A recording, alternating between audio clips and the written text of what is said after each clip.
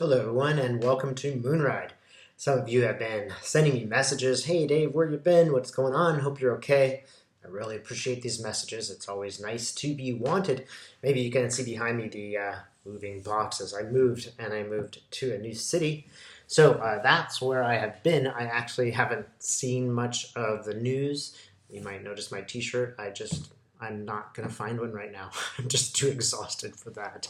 Maybe you've heard the Beyonce song, I Woke Up Like This. Well, you guys, I woke up like this. So this is how I'm going to stay for the moment.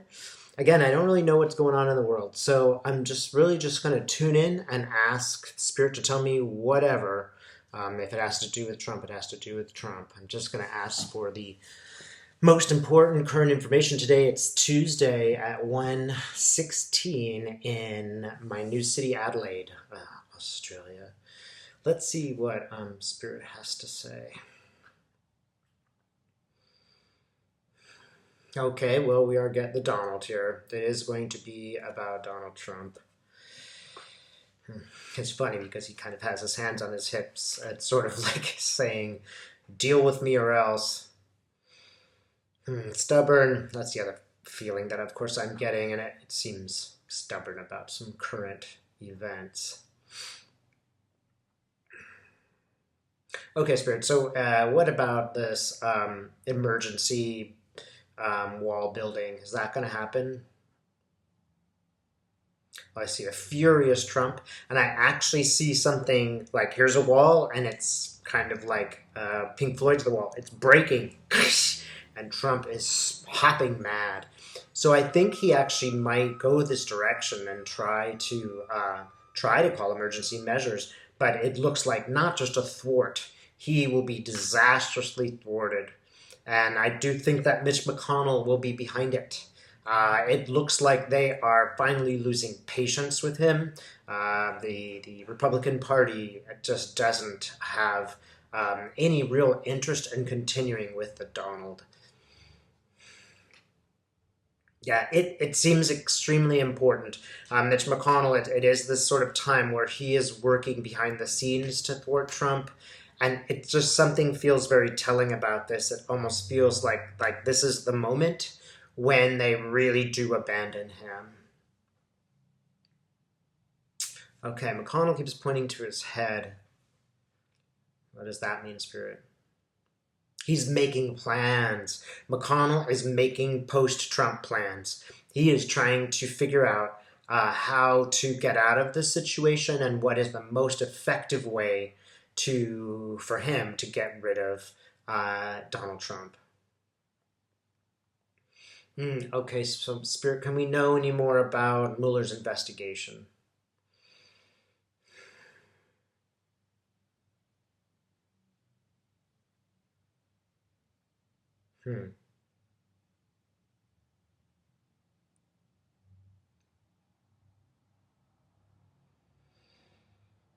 Wow. Well, so Mueller's in this office, and I just see piles and piles, separate piles of papers. These seem like, investigations or maybe even indictments, separate cases against separate people that he's planning. I think the significant thing is there are a lot of them. I mean, it seems like there's piles of papers all the way around a room. So Mueller's got a lot to do. And see him stepping up to a podium. So I think something is going to be made public fairly soon. I'm seeing a tape recorder. Like the old school kind, like Richard Nixon would have had when he made the tapes inside the Oval Office. What does that mean? I think Cohen's got some tapes. Maybe we're going to find out what's in some of the Cohen tapes. It might even be that we hear what's in the Cohen tapes. What's Cohen doing? Cohen's now coming into his office. He's pleading with him. He's pleading with Mueller. He's begging him to please do something. I think he really is afraid of Donald Trump. Cohen isn't doing this for political reasons. He really thinks that Trump will get him and maybe kill him. He's pleading with him to protect his family. Cohen does feel like they are in danger.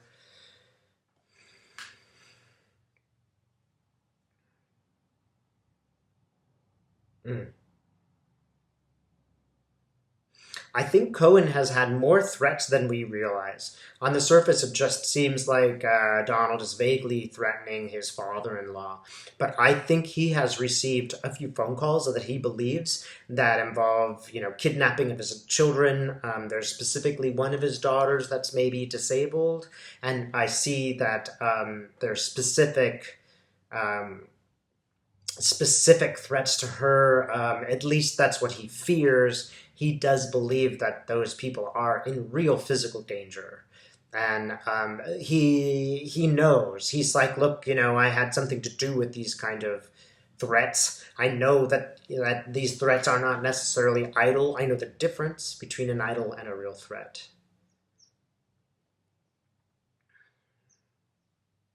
And you know what? I get a real feeling of karma for him. He is finally ashamed. Cohen is finally realizing that he did this to other people, and he's getting what he deserves. Now, I mean, nobody deserves to have anything happen to their kids, and so do not misinterpret what I have said here. But at least he understands the feeling of fear that he helped to create in others, and that is the vengeance. It's not the act. It is the idea of living in fear. So, Spirit, what else do we need to know about Donald? And let me get to the point, Spirit. Should we be worried? What should we be worried about in the next few weeks or days? Okay, Spirit is saying, look, that like, okay, this is not about worrying. It's not the end of the world, so don't freak out. It's just, he keeps going like this. Look, it's gonna be okay, but some stuff is going on. What will happen next regarding Donald Trump? Hmm. I see an arrow hitting a target, and right, it's a bullseye. Some bullseye is going to happen. Something's going to get it right on the mark. Would this involve? Well, what would this mean? Yeah, Russians. I'm seeing lots of Russians, with their hats doing their, Russian dance. It's the Russians. There's something that is going to really put the mark on Donald Trump. Yeah, I see the Russians doing their dance, Putin laughing.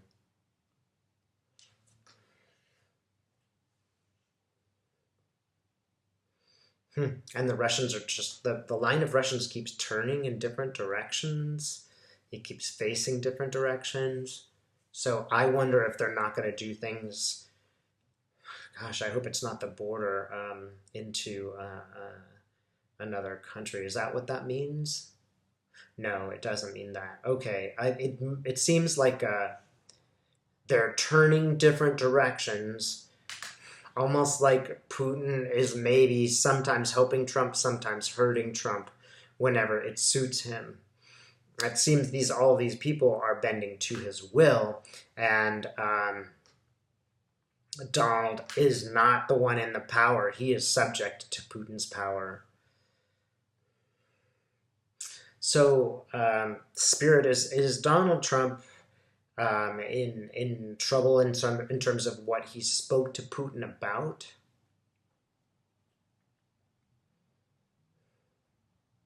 Hmm. Hmm. Look again. I'm seeing a recording. So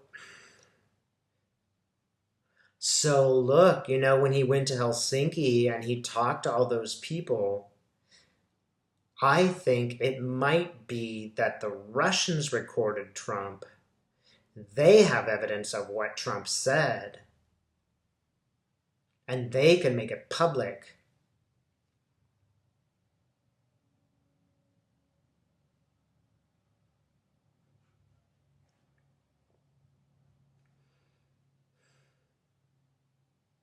Hmm.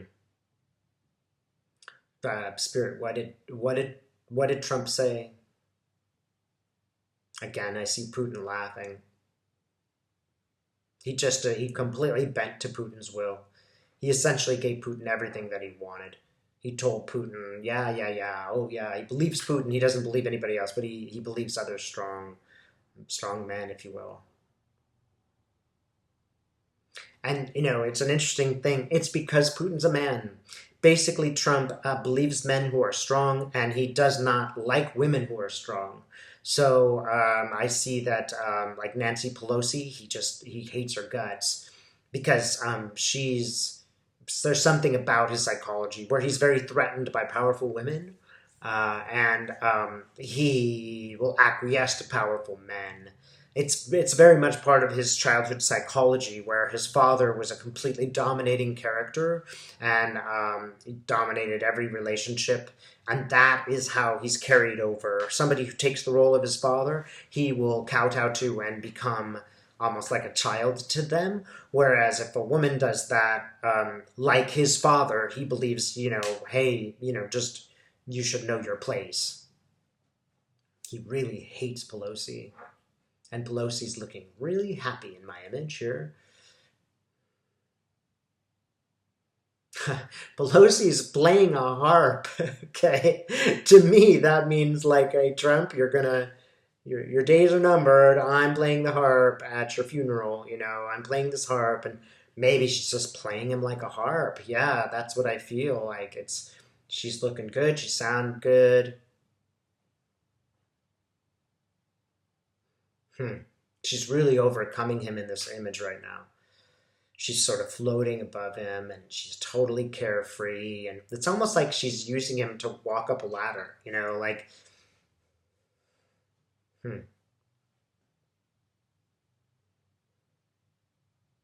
she's flying around, she's moving back and forth, almost like with magic powers, she's sort of flying around him, and, she's way ahead of him. She's just doing zigzags around him. Yeah, I feel honestly very proud of Pelosi. She's just showing up as this, hey, I am woman, hear me roar kind of feeling.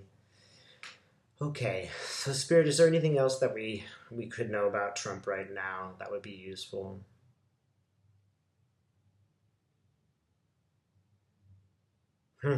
I really do see him falling. He's like put both of his head in both of his hands. It's like he's kind of given up.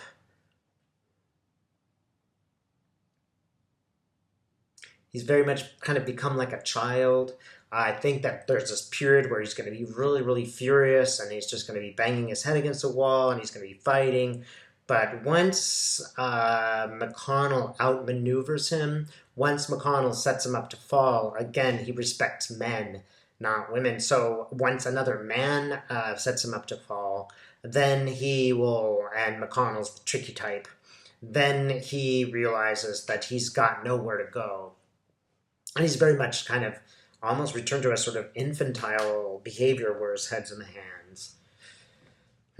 So, Spirit, what about economics? What about our economic situation? It's going to be up and down. And it won't just be down. It really will be up and down. It'll be very much zigzagging. Absolutely, really zigzagging. Don't freak out with your money. Keep it fairly safe, I would say. There may be a business opportunity if you're very savvy with the stock market to pick the times when it's up and down. But if you're not an expert, I would not touch it. Just let it go. Put your money in a place where you think it is good long term. And don't just get terrified about going up and down and up and down and up and down. I even see there's some point where it goes way down and then it climbs back up again.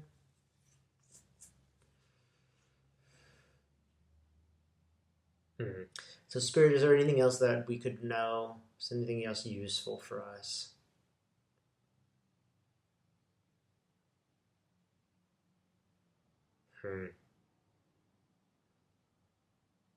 Well, this is a really great image. I often see this Calistoga wagon, those wagons that went across the West. And I hope everybody understands that these are symbolic. I don't want to imply that this Western expansion was really good for everyone, but just the symbol of that movement west of the, building and creating and, sort of learning and innovating, that has stopped. Like the wagon stopped, but a woman is coming out and she is giving me food. And it's like we have become neighbors and friends again. It's like we've remembered the community again. And I just think that this message from Spirit is like, don't forget that. We are all fighting here and we're arguing with these people. At the same time, we're also joining together in these groups, and that can be positive. I don't want to encourage anybody to have exclusive groups, but I really do want to encourage you to create a group or become a member of a community. That's the problem. That's what we've lost, is that people do not think of the community. And we are going to go back to this. If you live in some place where you can be generous, this will be really useful for your soul. It'll really help you. Just for example, Dave Johnson, not channel. I'm volunteering to tutor here.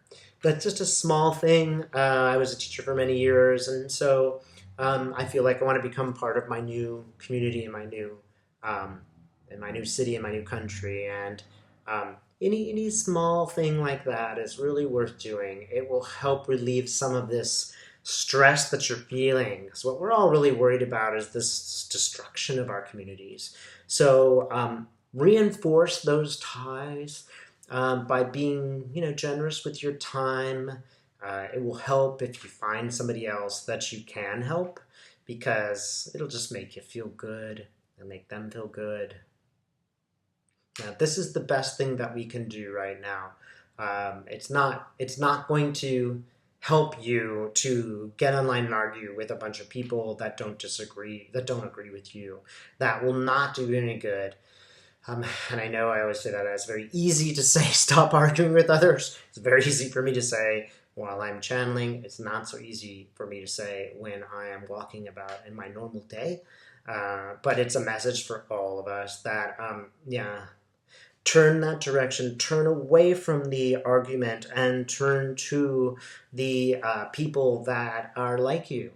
Out of this, you might actually meet somebody on Facebook and start a political movement, or even a movement whereby we are more generous. This will be very helpful. It's funny because I see almost like a bow on a present. This will be a very, very helpful thing right now. And it doesn't have to be dramatic. You don't have to give lots of money. It could be a one moment at a bus stop where you help somebody get on. That's all you need to do. It could be a few kind words to somebody that needs to hear them. I always feel this is better with a stranger. You're doing that out of your generosity. Just to be generous, not because you want to be recognized as that person, although it's fine to be recognized as that person. Yeah. And with that, we will stop. Thanks so much for watching.